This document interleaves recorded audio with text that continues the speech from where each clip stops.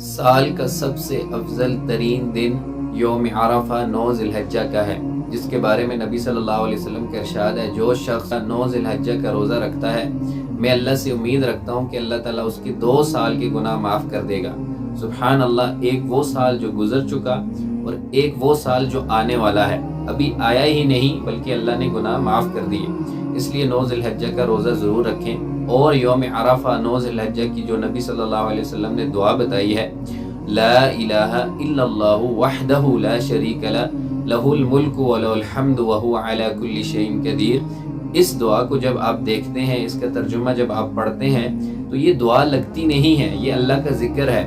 اس لیے اللہ تعالیٰ نبی صلی اللہ علیہ وسلم کے ذریعے بتانا چاہتا ہے کہ جو شخص میرے ذکر میں مشغول ہو گیا، اسے کوئی دعا کرنے کی ضرورت نہیں ہے، اس کی جتنی بھی پریشانیاں ہیں، جتنی بھی ضروریات ہیں، وہ سب میں دیکھ لوں گا، بس وہ ذکر کرے۔ اس لیے کثرت کے ساتھ یہ ذکر کرے، اللہ تعالیٰ آپ کے تمام مسائل حل کر دے گا۔ اور اسی طرح حدیث میں آتا ہے، نبی صلی اللہ علیہ وسلم کا ارشاد ہے کہ اللہ تعالیٰ سب سے زیادہ جہنم سے آزاد کرتا ہے لوگوں کو 9 ذی الحجہ کو، اس لیے جہنم سے آزادی کی بھی دعا اللہ سے ضرور کرنی ہے۔ اور آخر میں کہ روزہ سعودیہ کے ساتھ رکھیں یا اپنے ملک کے حساب سے رکھیں، اپنے ملک کے حساب سے آپ نے روزہ رکھنا ہے۔ جزاک اللہ۔